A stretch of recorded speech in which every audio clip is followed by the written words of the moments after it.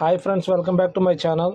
ఇప్పుడు మీరు RBI guidelines ప్రకారం current bill PhonePe, Google pay ద్వారా కట్టడానికి లేదు. దానివల్ల మనం చాలా ఇబ్బందులు పడుతున్నాం.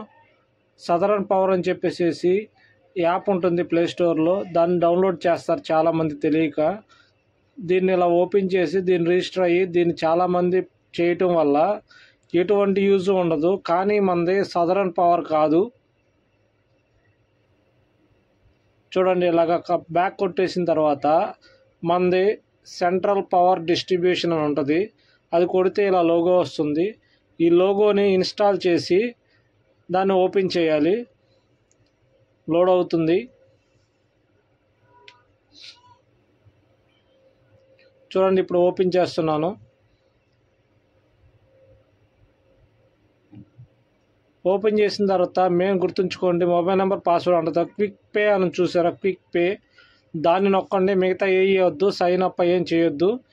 పైన చూసారా, మీకు సంబంధించినటువంటి సర్వీస్ నెంబర్ చేయండి.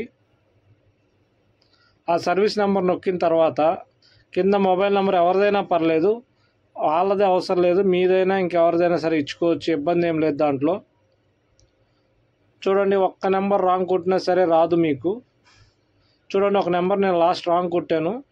చూసారా, యుఎస్సి అని చెప్పేసి వస్తుంది. దాన్ని తీసి మళ్ళీ మొబైల్ నెంబర్ కొట్టాను.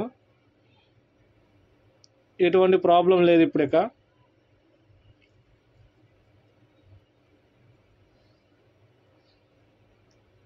చర్చి ప్రొసీడ్ అని కొడితే చూసారా, మొత్తం వస్తుంది. చూడండి డీటెయిల్స్.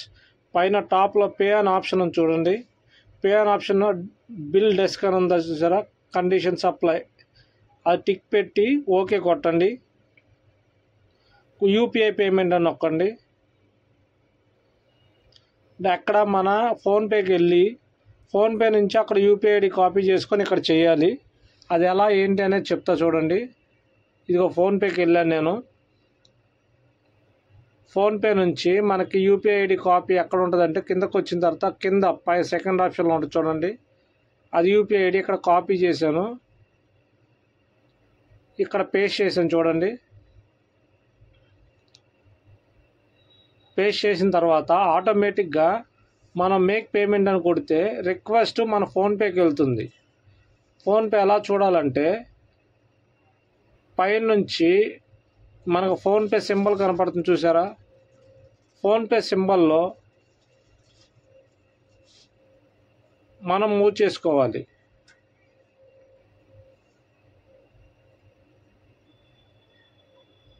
అక్కడ చూడండి, పే అనే ఆప్షన్ అని చూసారా, పే కొట్టి కంటిన్యూ కొడితే అయిపోతుంది. ఇలా చాలా ఈజీగా మనం కరెంట్ బిల్ కట్టుకోవచ్చు.